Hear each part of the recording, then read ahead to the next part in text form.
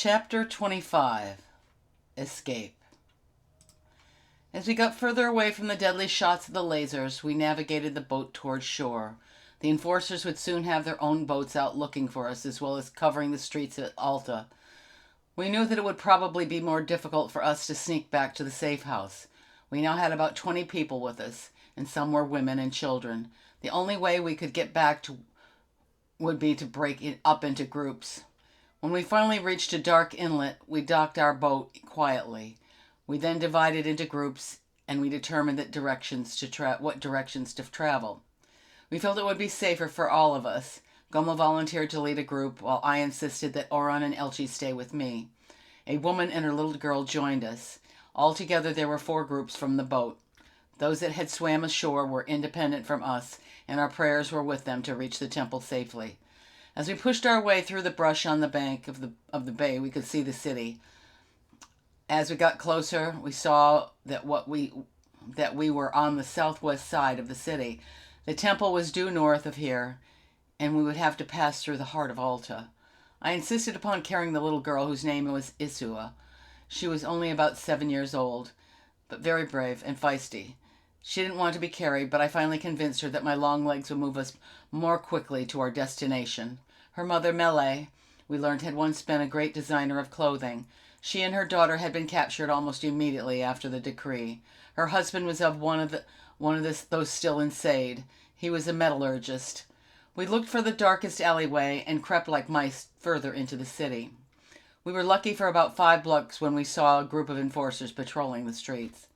We hid behind an industrial garage container and waited them to pass. I could feel the little girl hold her breath as they passed. I couldn't be surprised if the others had too. We waited a few minutes, and then Oran went on ahead to see the way we were clear. So we proceeded on, getting out of the industrial area and into the business area of the city.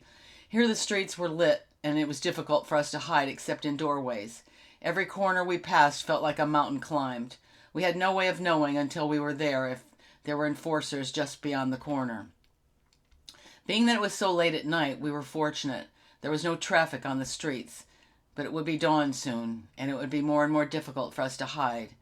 We had to make it to the temple before daylight. Suddenly a carriage appeared from nowhere. It was just parked on the street. Inside was a man. He was asleep. We breathed a sigh of relief. Elchi suggested that we take the carriage. We could get to the temple faster than walking through the street. My first thought was that he was crazy, but the fact that the sun would soon be starting to rise within the hour, and it would take us longer than that on foot, made me reconsider his idea. Oran also felt we should take the chance. Oran approached the old man at the driver's seat. He gestured to us that the man was drunk. Carefully, Oran and I removed the sleeping man from the carriage and sat him up against the wall. We were sure that in his condition, he would be no threat for us for quite some time.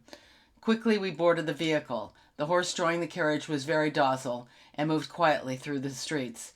The carriage was covered, so we were able to remain out of sight in case the carriage was spotted. There was no traffic, and there was the possibility that it would easily be spotted on the street. Oran drove the carriage and kept the horse's pace slow so we would not attract attention should someone see us. If we were stopped by enforcers, we had no idea what we would do. We just couldn't think of that possibility. The clip of the horse's hooves echoed down the street. Isua clung onto me, her eyes bulging with fear. Her mother appeared in control and listened for other noises other than those of our carriage making it down the street. Suddenly a siren would be heard approaching us. Oran pulled the carriage over to the side and motioned for us to cover ourselves with a blanket that lay in the back. Along with the siren, I could hear everyone's hearts pounding. It was an enforcer's shuttlecraft. Oran picked up the bottle that had belonged to the driver and doused his clothes. He took a drink, then pretended to be asleep, clutching the bottle. The enforcer stopped, and 2 enforcers came over to the carriage. None of us breathed as we heard the footsteps approaching. When they spotted the bottle, they began to laugh. "Looks like he had too much to drink. Shall we wake him?" one enforcer told the other. "Yes, tell him to watch out for these prisoners." The second enforcer shook Oran. "Wake up, you drunk." Oran mumbled and pretended to still be sleeping. The enforcer took the bottle and poured it over Oran's head. Oran pretended to wake up. "Hey, that was my last bottle," he slurred his words out. "Get this vehicle out of here. Go home and sleep it off. We have prisoners who have escaped. Best you're off the streets." Oran nodded. "Yes, sirs." He really laid it on to them. "Do you know where I can get another bottle since you finished this one?" The enforcer smacked the horse on the butt and yelled after him, "Get out of here!" We were free for a while. We all breathed a sigh of relief. Oron took advantage of the horse's gait and let him gallop a while. We were getting closer to the temple now. We could see the arch that led to the temple street just in the distance. We now knew that we couldn't just drive up to the temple. We had to get rid of the carriage and go on foot. When we got about a block from the arch, we abandoned the carriage and continued on foot. The temple streets were kept dimly lit, and unless the sun rose before we could get to the top of the temple, our path in which should not be too difficult. We crept stealthily past the arch and ran into the park that separated the temple streets, where we felt we would be undetected. When we reached the bottom of the temple, the two enforcers stood looking wide awake. Perhaps they had been informed of the breakout. Their appearance worried us. We didn't have much time before the sun went up. We had to make a move now. We made a circle around to the back of the temple and proceeded to climb up the hill in the rear.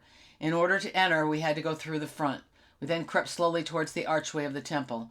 Oron, who was in the lead, poked his head around the archway to see it was clear for us. Quickly he motioned for us to go back to the rear of the building. When we did, he told us that there were 2 more enforcers inside the main room. We would have to wait for them to come out before we could enter, plus we had to be on guard for the 2 that were positioned below. We waited for about 15 minutes, which seemed more like an hour. The sun had begun its ascent.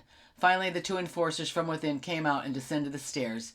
There was enough light for us to be detected if they were to look in our direction. We had to be extremely careful. The 2 enforcers met them with greeting. From the looks of things, it was a changing of the guard. The 2 who had emerged from within the temple proceeded to go down the street. The 2 at the bottom of the steps remained talking as the others walked away. This was our moment. We entered the tunnel door and carefully crept down the steps in case there were others below. There were none. It seemed like a mile to our safe house door. When we entered, the faces of Sigurd and the other refugees who had remained beamed with surprise, relief, and happiness. Now we would wait and pray that the others would make it.